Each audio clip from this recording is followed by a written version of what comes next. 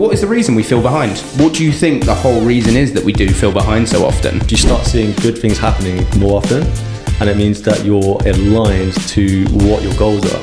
And he said the vibrational energy from your family is 10 times that of a stranger. That's not really the reason why people are feeling down about it. It's because everyone's down about it. Gordon Ramsay, for God's sake, has a vision board as well. His vision was half-naked bodybuilders on his wall, which his mum thought was a bit weird, but hey, it worked for him. Welcome to You Know What, the podcast for you that dispels the myths and BS in the fitness industry whilst leveling up your A game in everyday life. We are your hosts, Nick Finch and Dan King. Let's get ready to rumble. What's up, guys? How you doing today? Welcome to the podcast. That was, I didn't know what was going on then. The confusion. Welcome, guys. Welcome back to another episode. Welcome to a new podcast. So today's topic area is feeling behind and what to do about it. Okay, I feel like at this point in time, a lot of people were running into the Christmas period, and a lot of people just don't really know what to do themselves. Because normally we say about January, New Year's resolutions, and people are saving themselves for there, but that's not the point of our lives. We don't just set these dates to say we're going to start when everyone else starts. You guys are elite who listen to this podcast, so we want you guys thinking as if you're elite human beings, and that's kind of bearing in mind that your mindset needs to be in a strong position from the get-go, and you need to understand that we're not saying go at 100%, but don't set yourself the same start date as 90% of the world when 90% of the world don't make it to achieve their goals. Yeah, okay, 100%. And actually, to be honest with you, it doesn't even take that much to get ahead. That's what we're going to show you today. It's actually easy to get ahead. You just need to get out of your own way. I'm going to tell you how. Yeah, we're going to teach you all about it. But I've got an interesting fact. Are you ready for this one today? Did you know that ants have a stronger sense of smell than dogs? No, but didn't we say something about this a little while ago? We might have done, but in the research, it's amazing. So ants use their feelers to actually sense their prey, shall we say, like aphids, and they use their feelers, which has a better sense of smell than dogs. Wow. I mean, isn't it something to do with like the smaller an animal is, the closer to the ground, they've got a better sense of smell? Maybe? I have no idea. I'll call a zoologist after this. My client is a veterinary nurse. Get in touch. Rebecca, if you're listening, watching, which you will be because I'll tell you about it, answer that question for us because it'll be really useful to know. Put it in the comments. So who's this episode for? Well, the episode for is anyone that is ambitious, that potentially an entrepreneur, business owner, a professional, trying to pave your way in the career ladder, getting yourself ahead of the competition. And we're here to try and help you to get ahead and show you that it's actually not that difficult. You just got to do a few things, which we're going to talk about today. So, yeah. I mean, we really are reaching a pinnacle in our lives at the minute. I think more so than ever before. There is so much more pressure on young people. And when I say young people, I don't mean like sub 18. I mean from 18 upwards to about 35 there. Because there's so much pressure on us to really achieve our goals early because there's so many people doing it already. So we're at a new time high of stress, overwhelm, worry, doubt. Imposter syndrome's at an all-time high. I mean, I don't know a statistic for it, but I have a feeling most people you talk to just don't feel their self-worth. Their self-esteem's low. Like, we want to help you guys understand that just switching your mindset slightly, even phrasing things slightly differently, is going to help you produce so much better work and so much better results over time. I mean, it doesn't help we're in a cost of living crisis, does it? That doesn't help. No. I do think sometimes you do have to identify your life as you're not always think of your life as you have an abundance of wealth, whether that's in money, whether that's in friendships, whether that's anything. If you always thinking about the cost and saving, your life will forever be cost and saving rather than thinking investment and abundance. That's one simple shift there for you. That's actually why, like, the cost of living crisis itself, like going to the shop and bread's like 10p more expensive than usual, that's not really the reason why people are feeling down about it. It's because everyone's down about it. Like, it's such a minute shift that everyone's sort of noticed it, and now because you're feeding into that energy, you're making yourself more down. You know what I mean? So you have to kind of dissociate away from that a little bit and realize that it is just, you know, everything has gone up a little bit, you know, it's a little bit tighter, but you can do something about it. It's just it's a feeling of not being in control, and you can control it. I'm going to show you how, but you really can. There's a good quote that's out there at the minute, which is, our ambition can be our biggest curse. And for business owners, for entrepreneurs, for really, really, you know, well-versed professionals out there, we're all going to have that heightened level of ambition. We want to strive to be the best. I always say it, we want to be talking in front of thousands of people, helping 1,000 people at a time realize what everything's about, how they can benefit themselves with small changes. And realistically, what comes with that comes with a wave of doubt, because the more ambition you have, the more doubt you achieve it, because the goals are higher, but you can do it. But what is the reason we feel behind? What do you think the whole reason is that we do feel behind so often? Well, I mean, if you're on social media, which I'm sure most of you are, if you listen to this, then obviously seeing other people doing well, the highlight reels that you see all the time, it makes you feel like you're behind because you're not where they are. You see something like, for example, your mates, say you're 30 years old, a lot of your mates are now getting married, they're having kids. You see other mates going on holidays, they're always posting the good stuff. And then you feel like, well, what's wrong with me? Why am I not at that level? Why am I behind? I'm 32 years old, they're 30, they're getting married, and I'm not married yet, haven't got kids, haven't got a dog, haven't got anything like that. I'm not trying to talk about me, by the way. But obviously I've thought about these. I'm 32 years old, I've thought about this before. I felt that pressure. I felt behind for a long time. Like, sometimes I still do. It's normal. Like, I think it's normal when you see so much on social media with people doing really well. But you know, there are things I've done to help myself kind of overcome that, and we're going to talk about that. But you know, comparison is the thief of joy. All right, we've heard that one. You know, I'm sure we've all heard of that one. No one really is ahead of you. We all have our own lanes. Some people might be ahead in that lane, and you're focusing on that lane. So it's important, first of all, not to worry about someone else's lane being, you know, someone else being ahead of you if they're not doing something that you want to do. All right. Have you heard that saying that if the person that you look up to is not someone you would trade a life with, then there's no reason to feel like you're behind? Yeah, I agree with you. Something like that. Yeah, I've heard of something. I did want to throw in a little analogy of myself, and it was taught by my swimming coach. So this is going into kind of the performance field and training in itself. When you're swimming, you've got your 4 lanes. You've got your competitors. I know there's more than an Olympic-sized pool. Don't give me details. But say we've got 4 lanes in a pool. If you swivel your head whilst you're swimming and you look to your left or your right, you're comparing your stroke, you're comparing your speed, you're comparing your race to somebody else's. My swimming coach always taught me you have to stare at the line in the pool. Just look down, stare at the line in the pool, and it will guide you forward. And that's one of the best analogies I've ever had for just general life and performance in itself. Stare at the black line, it will guide you where you need to get to, and it will tell you when to slow down, because then you don't headbutt the wall in the physical context. I've done that before, man. But we go on to training. So what kind of tips have you got for people in terms of like how we can then switch these mindsets to make people feel more on top of their lives and feel more empowered? Well, we're going to go into an action plan in a second, but just before we do, so just like training, just like fitness training, you push yourself, but you have to also recover. If you don't, then you won't come back stronger, you'll break yourself down and you'll feel like crap. And it's the same thing with your mindset, all right? Your mindset, as much as like being ambitious is great and you want to push, and you want to, you work till 10 p.m. at night, wake up at 6 and work from 6 to 10 every day, you do need breaks. I've had that pressure, I know you had that pressure, but as ambitious people, we find ourselves sitting down watching TV to be a waste of time. We find spending time with our loved ones a waste of time, and we just do it because we have to. Like, we're trying to avoid too much time waste because we want to put it on our business. And then when we're doing those things, we feel like we're not getting ahead. We feel like we're missing out on all the things we could be doing.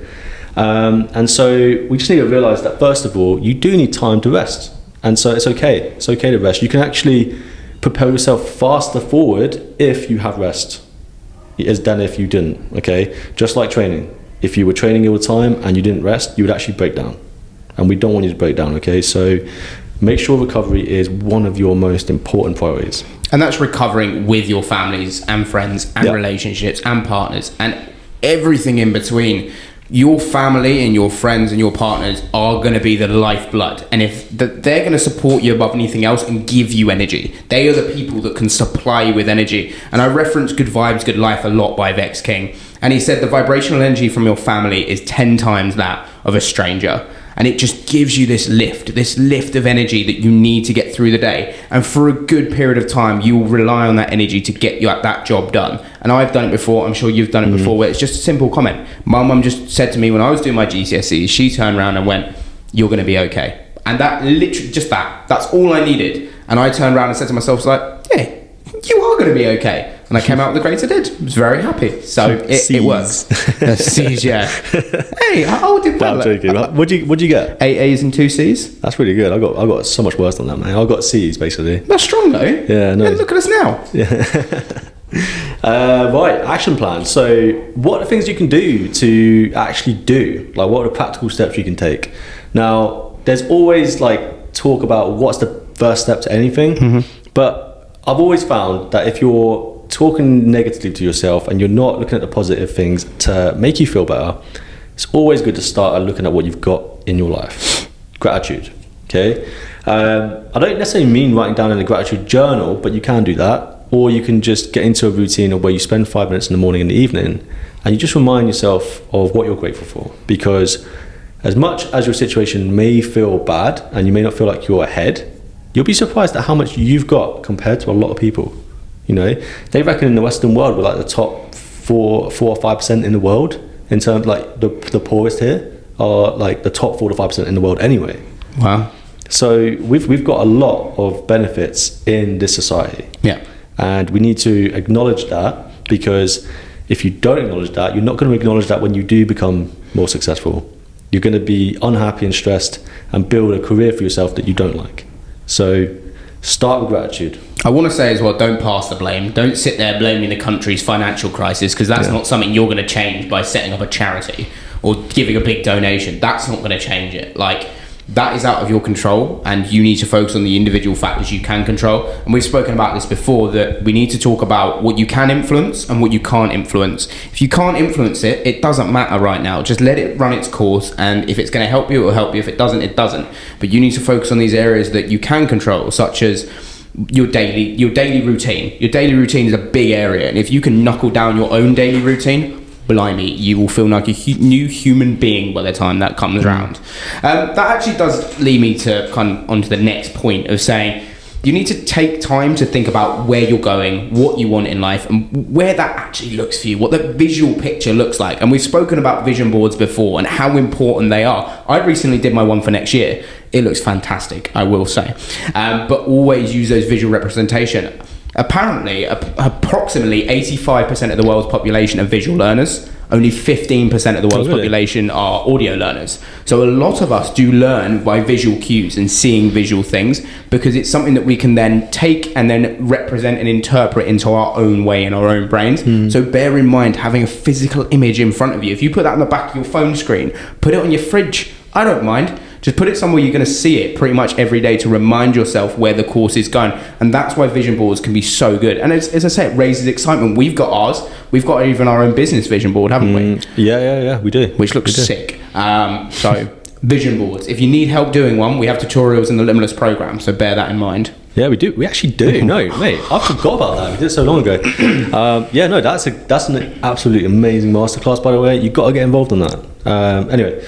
Apologies for interrupting the podcast today. Thank you so much for tuning in to You Know What. We really appreciate you listening, subscribing, liking and reviewing everything that we're doing. It's so nice to see so many of you interacting with our podcast as it grows. If you didn't already know, me and Nick have one of the fastest growing online coaching platforms on the planet, and we'd love to get you involved. We're looking for ambitious people looking to grow their careers and grow their experience in health and fitness. Me and Nick have over 10 years of working experience in the fitness industry, and we'd love to help you achieve the results that you've always wanted. Make sure to contact either Coach Dan King or Get Fit by Nick, or even just check the link in our bio to the podcast now. We'd love to hear from you. Tattoos, for example, people get tattoos, right? Why do people get tattoos? Because it looks cool, but also because they want to remember something, right? Every time they look at it, it reminds them of that time, and then it gives that emotion, right? The vision board's the same. Like, it gives you an emotion when you see it. You created it, say, 11 months ago now, right? You're still looking at it 11 months later, and you're still getting that emotion you had when you said it.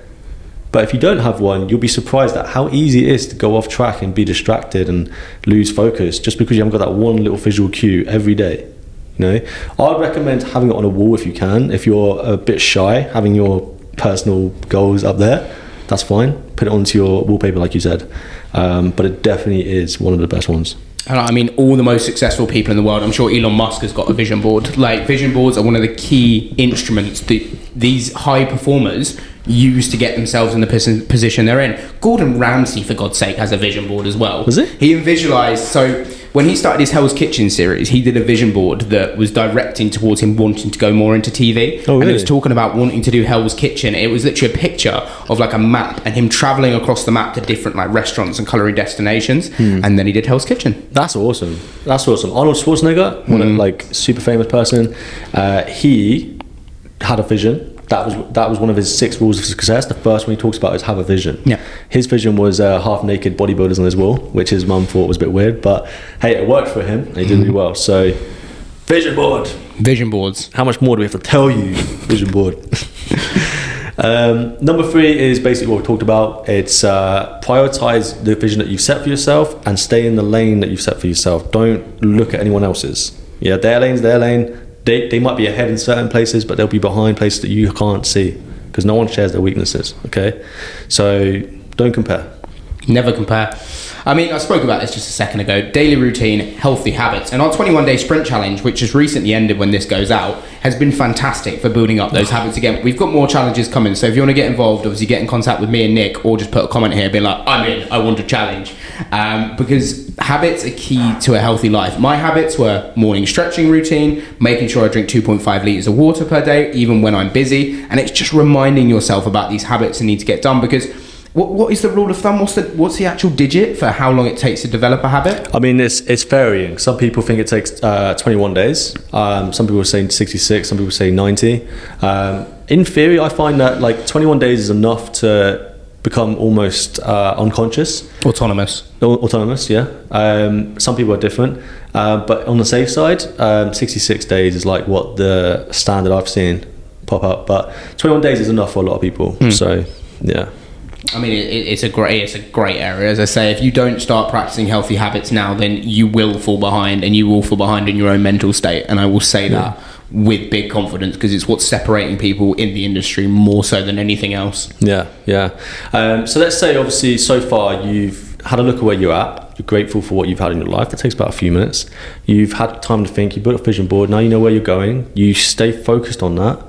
Now it's important to prioritize healthy habits in that vision, because without a healthy body, you can't do anything, all right? People that are on their deathbeds, for example, all they can think about is not being in the deathbed, being able to get up, move around, feel healthy. That's their primary focus. So you, at the moment, hopefully, are in a good place health-wise. You got a little bit of health to use. So improve it, keep improving it, because you don't know how productive you can get just by improving your energy levels by 10%. All right, that's all you've got to do, is just make sure there's healthy habits in your daily schedule. Oh, 100%, 100%. And once you're in that momentum, and once you're building up that speed to everything that you're doing, the world will shape itself around you. You'll see these changes happening. And this is where we're talking about the energy you give off is what you're going to get back. So when you're in that positive momentum, think back, just simple exercise for everyone now. Think back to a situation where you were in a really good mood, thinking really positively. What then happened in that short period of time? Did you have positive things happen to you? Yes. Normally that's the case. If negative things happen to you, you're just really unlucky, to be honest. But just build on that momentum and really go all in on these habits and go all in that daily routine, and understand that's what's going to move you forward in life, because we don't like moving backwards. No one likes moving backwards. So think about prioritizing that momentum. Understand it is so important to just keep going and biting away at your life, taking those little chunks of the cookie before you finish it. I've got a word for you. Go on. A really nice word. Serendipity. Is it? Do you know what it is? Go on. Serendipity is when you feel, when you're in alignment with what you're going after, good things happen. And it makes no sense. Just you start seeing good things happening more often, and it means that you're aligned to what your goals are. So alignment can actually allow you to propel yourself forward faster, and as you said, the universe will bend around your goal, okay, if you stay on track of it. So the more focused you are, the more lucky you get, all right? It's not the harder you work, it's the more focused you are, the more aligned you are, okay? Then obviously just be patient, because even though it does take some time to see progress, all right, you only need to get through the hump. And that is a 21-day hump, or a 21-day challenge. That's why we do it, okay? When you get through that hump, suddenly you gain momentum. And when you gain momentum, everything feels easier, all right? We've all felt it. When you're on track, you feel great. When you're off track, you feel crap, yeah? So the point is, get on track, stay on track for 21 days, and then it will start to build up into momentum, is what we're looking for. That's spot on. Just take your time with these things. Look, you're not gonna.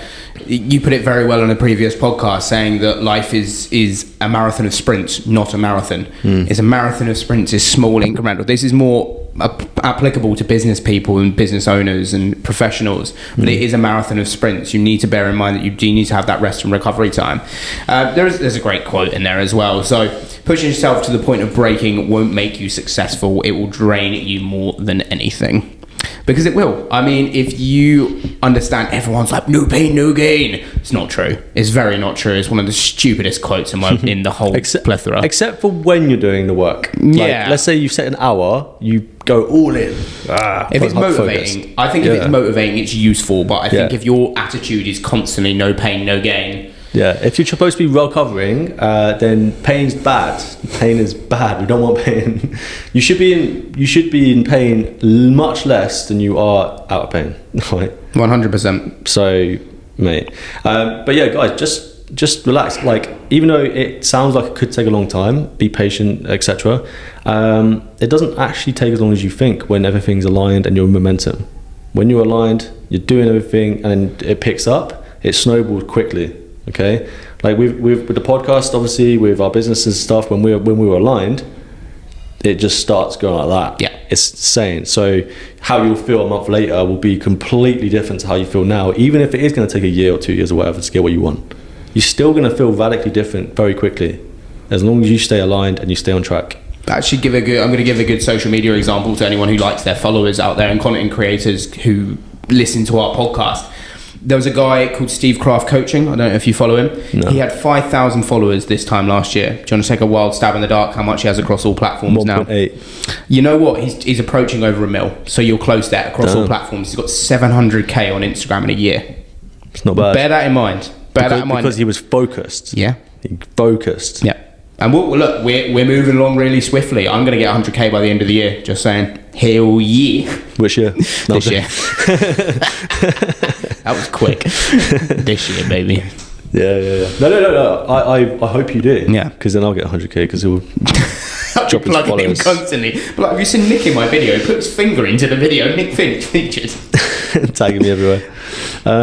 Yeah, guys, well, thanks for listening. Hopefully this has given you an action plan, something that you can actually follow to start feeling like you're moving in the right direction.